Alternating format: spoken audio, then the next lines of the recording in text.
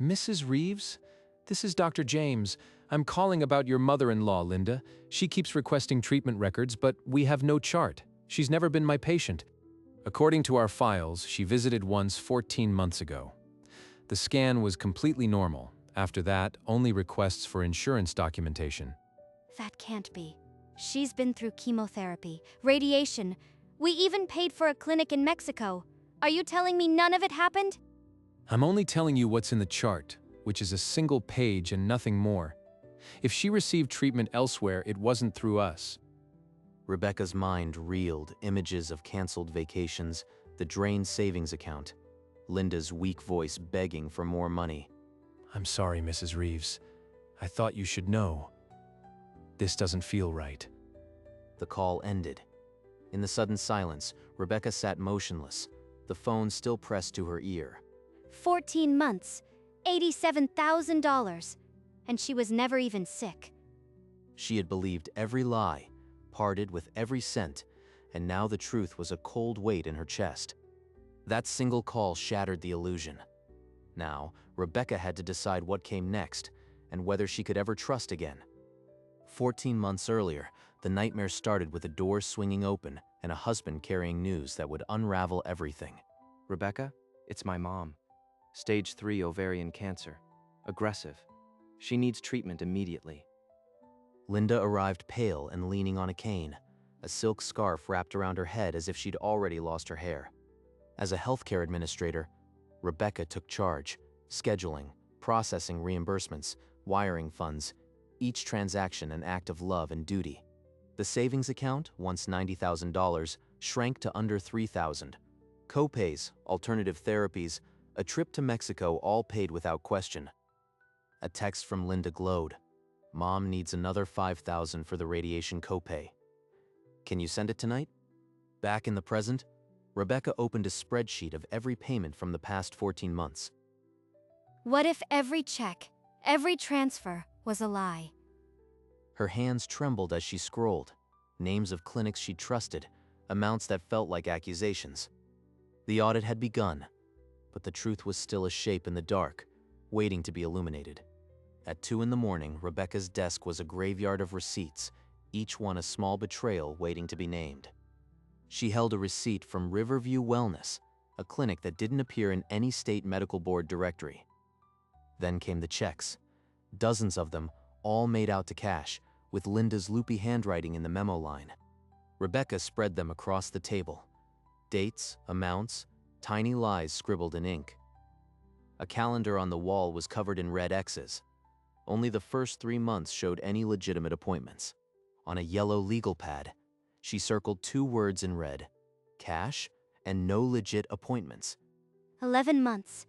Not a single real appointment. Her hands stilled. The pattern was undeniable. A fraud so simple it was almost insulting. But who's behind it? Linda wouldn't do this alone. The clock read 3:14 a.m. The audit was finished, but the war had just begun. The next morning, Rebecca parked outside her office and dialed Dr. James, her stomach tightening with each ring. The ultrasound we did 14 months ago was entirely normal. She has no treatment history here, yet she keeps calling us for treatment records. I can only assume it's for an insurance claim. An email landed, a single attachment, the clean scan with the word normal stamped across it. He's telling the truth. The cancer was never real. But why would Linda do this? She thanked him, hung up, and sat in the driver's seat, the windshield glowing with morning light. If I tell Christopher, he'll run straight to his mother. She'll destroy any evidence. She needed a forensic accountant, someone discreet. Then she remembered Marisol Vega. She opened her contacts and found the digital business card. Marisol Vega, forensic accounting, medical fraud specialist. Marisol? It's Rebecca Reeves. I'm dealing with a possible embezzlement. Can you meet today? Within the hour, Rebecca stood in Marisol Vega's office, a tidy room smelling of coffee and old paper. The checks to cash are smart, hard to trace. But give me an hour. Marisol's fingers flew across the keyboard, pulling up account metadata and routing numbers. They all lead back to a joint checking account. The co-owner is a Richard Delgado. Richard? That's the man Linda called out of the picture last year. The Mexico clinic payment, thousands wired for a supposed treatment, had landed in the exact same account. Embezzlement, plain and simple. But you'll need more to prove intent. Dig deeper. Find every connection. I want a trail that won't evaporate in court.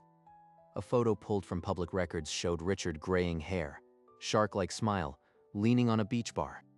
The fraud now had a face, and it was far more calculating than a desperate mother-in-law. At home, Rebecca scrolled through Linda's public profile. The vacation photos were a timeline of a life that was supposed to be ending. This was dated during the Mexico Clinic week. Linda tan, laughing, holding a margarita, not a hospital gown. The caption read, "Another perfect day in paradise with my love." Richard's arm wrapped tight around her shoulder. They were living it up on our money while we paid for a fake illness. Then she remembered the family cloud account they'd shared years ago. Linda's messages were stored there, preserved like an indictment. One message to Richard stood out. "Just ask for more. They won't question it." Rebecca saved screenshots, printed the evidence, and closed the laptop. The proof was solid, but it couldn't stop the ache in her chest. When Christopher walked in, he found her at the kitchen table, eyes distant and untouched food in her plate. You've barely spoken all night. Is something going on at work, or are you still upset with me? Just work stress. Budget cuts at the hospital. The next afternoon, Rebecca sat across from Elena Voss, a woman whose office smelled of leather and consequence. You have a strong paper trail, but juries see a frail woman, not a thief. We need her confession on tape. Don't go to the police yet. That'll only give her time to spin a story. An affidavit lay on the desk, unsigned, a reminder of the legal machinery waiting in the wings. I suggest a controlled confrontation recorded with a witness present. Dr. James could call on speaker. And separate your joint finances immediately. If there's a civil suit, you don't want your accounts exposed. A trap. With my husband caught in the middle. Christopher doesn't know anything. If I blindside him, the marriage might not survive. Then you make a choice. Protect your marriage or protect your money. Ideally, you'll find a way to do both. Rebecca left the office with a plan that felt more like an ultimatum. That evening, Rebecca curled next to Christopher on the couch, the silence between them a barrier she needed to break. Chris, what if your mom's cancer wasn't real? His face hardened. What are you talking about? She's fragile, Rebecca. How can you even say that? He's already turning against me. I can't push further without proof. You've always looked for the worst in her. She's my mother. You're right. I'm sorry. The stress is making me paranoid.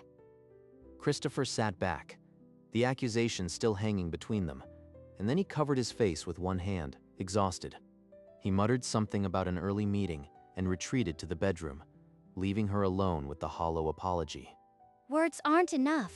I need the receipts, the photos, every piece of proof. She cleared the glasses in silence, the secret pressing harder against her ribs than ever before. The next morning, Rebecca returned to Marisol's office, the early light unforgiving on every document. Riverview Wellness and Alternative Healing Center? Same P.O. box? 0 licenses? They're shells. A deposit slip showed Linda cashing a $15,000 check on the same day she'd claimed a radiation copay. Every lie now had a timestamp. Every excuse a paper trail leading directly back to Linda's bank account. They compiled the evidence into a thick binder. Clean scan, fake clinics, Cancun photos, the text messages, each page a count of deception. Within the hour, Rebecca was on the phone with Elena Voss, requesting an urgent follow-up. You have enough to break through his denial. Bring him here tomorrow, late afternoon. A neutral room will keep the emotional temperature down. He'll feel ambushed, but I don't have a better option. Ambushed by the truth is still the truth. I'll be there to guide the conversation legally. Rebecca hung up, the binder heavy in her lap, a confrontation she'd been dreading now set in stone for the following day. Christopher, we have a meeting at our attorney's office today. Some financial restructuring we need to handle. Financial restructuring. What's going on? Did something happen at work? An hour later, Christopher walked into Elena Voss's office and froze. The binder lay open on the conference table, pages fanned out like an accusation. Mr. Reeves, your mother has never been a cancer patient. These documents prove she and a man named Richard Delgado embezzled over $87,000 from you. No, this can't be. She's been sick. She showed us the prescriptions, the appointment cards. Rebecca turned page after page, the clean scan, the cash checks, the Cancun photo of Linda clinking glasses with Richard. She was never sick. All that money, the nights we cried thinking she was dying, it was a lie. I'm sorry. I yelled at you when you tried to warn me. I should have listened. We need to record Linda's confession. If you're both committed, we can plan a controlled confrontation at a family dinner. Christopher reached for Rebecca's hand and held it tight. The war was no longer hers alone. Invite her for a family dinner. When conversation turns to insurance, demand to see her treatment records. She'll lie. Then Dr. James calls on speaker to confirm there is no chart. You want me to set up my own mother like a sting operation? She set us up first. We're just making the fraud visible. We need her to deny the clean scan on tape. The dinner is the safest venue. The following Sunday was scheduled before they left the office. Rebecca programmed Dr. James's office number into her speed dial. If she somehow proves me wrong, I'll never forgive myself. There's no chance. The chart is blank, and we have the receipts. She opened the voice memo app, pressed record, and held it in her palm like a loaded weapon. Sunday, 7 o'clock. Linda Reeves, please explain your cancer. Then she stopped the recording and looked at Christopher. It's our turn to ask the questions. 2 days before the dinner, the landline rang at 9:30. Christopher answered, his shoulders tightening at the sound of her voice. Sweetheart, it's Mom. The new pain is unbearable. There's an experimental protocol, but they need $8,000 up front. I can't discuss money right now, Mom. We'll talk about it at Sunday dinner. Your tone is different. Is Rebecca there? She's been so distant lately. She's just overwhelmed with work, Mom. We both are. Sunday, okay? I hope my son hasn't forgotten who stood by him his whole life. Don't let her turn you against me. The line went dead.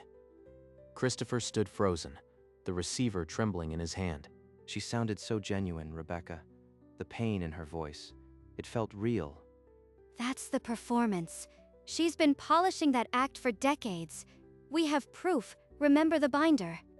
He nodded slowly, but the crack in his faith widened. The trap remained intact, yet the human cost was already bleeding through. Sunday evening, and the doorbell rang through a house that felt wired for sound. Those stairs outside nearly finished me. I almost didn't come. I've been so weak lately. She settled into the dining chair like a queen holding court in a hospital ward. There's a new clinical trial in Mexico. $12,000, and the success rates are extraordinary. Rebecca's hand found Christopher's under the table, a silent signal. We'd need to see your medical records for something like that. From Dr. James, for instance. Oh, that man is useless. I've switched oncologists prefer someone who actually listens. When did you switch? We were never notified for insurance continuity. A few weeks ago. It's all handled. Really, Rebecca? Must you interrogate me over dinner? The lie hung in the air, waiting for the right voice to shatter it. That's strange, Mom. Because Dr. James called us. He says you keep requesting medical records from his office. He called you? That's a HIPAA violation. He can't discuss my chart with anyone. Sit down, Mom. Then, as if scripted, Rebecca's phone buzzed against the table. The caller ID glowed. Dr. James. Rebecca answered and placed the phone on speaker. Dr. James, you're on with the family. As I mentioned, Linda Reeves has never been my patient beyond a single initial consultation. There is no treatment chart. Linda's chair scraped back, but Christopher's hand still pinned her arm. For one frozen second, the room held its breath. My mother. 11 months of lies. This is a misunderstanding. I'll have my new doctor call you. Just give me a chance to explain. The trap had sprung, but the confession was still a held breath away. Rebecca didn't raise her voice. She opened the binder to the Cancun photo. slid it across the table like a final piece of evidence. That's a fake. Someone photoshopped it. The metadata says otherwise, and the deposit slip from the same week matches the Mexico clinic invoice. You went on vacation with that man while we were paying for nothing? You don't understand. I needed the money. Richard owed people. He said it would be easy. Christopher's hand covered his face, shoulders shaking. Easy? We liquidated our entire savings, went into debt, for a cancer that never existed.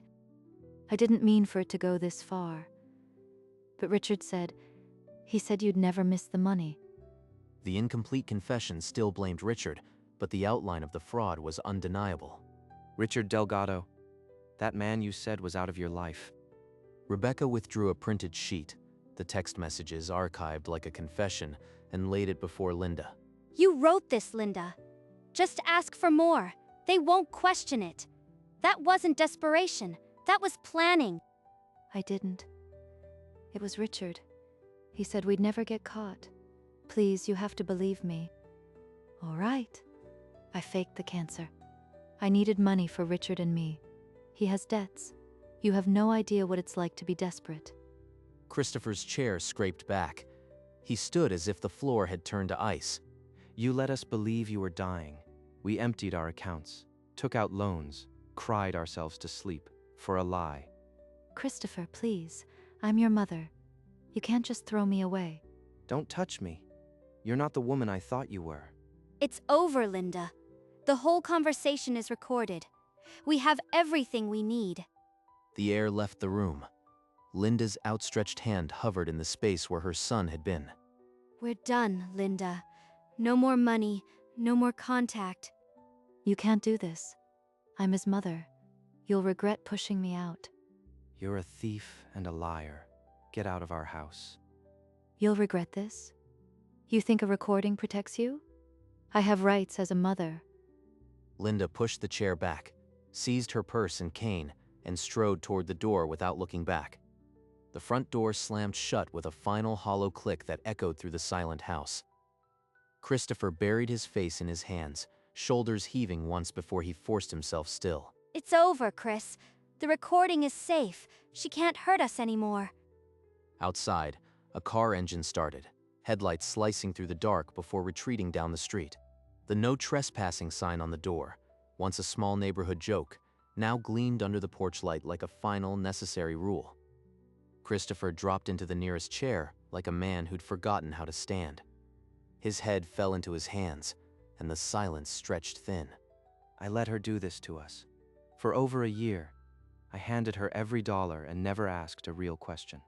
We both believed the act. But now we stop it. This isn't just on you.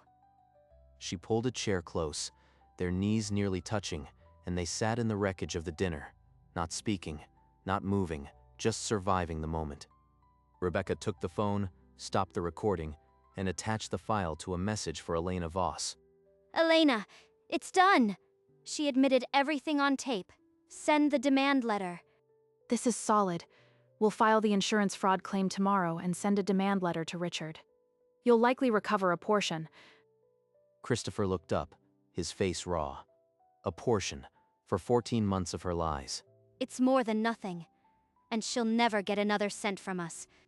The legal machinery began to turn, but the house remained filled with a silence that felt like the aftermath of a storm. On Monday morning, Rebecca walked into the bank alone and closed the joint accounts. The teller handed her a cashier's check with a solemn nod. A new account was opened in her name only. The separation was surgical, a clean cut from the financial umbilical cord. Riverview Wellness settled for $12,000. Alternative Healing Center for $8,000. Linda's restitution added $34,000 total. 34,000 out of 87, but it feels heavier than the loss. They walked into a therapist's office together, a neutral room with 2 chairs facing a window. Christopher stared at the parking lot for 20 minutes before speaking. How do you forgive yourself for being fooled by your own mother? The question isn't forgiveness, Chris. It's whether we let her take more than money. The settlement check arrived on a Tuesday, tucked between a credit card bill and a grocery store flyer. Rebecca held it for a long time before showing it to him. We start over from here. Not from zero, but from 34,000 and a marriage that survived. He pulled her into a tight embrace, the kind that said more than any words could. Christmas Eve settled over the house like a held breath. The tree was sparse, the dinner simple, and one gift slot stayed deliberately empty. I keep expecting the phone to ring, her voice fragile, asking for more. She might call, but we don't have to answer anymore. On cue, his phone buzzed. A voicemail from Linda, teary, pleading, the same script wrapped in holiday loneliness.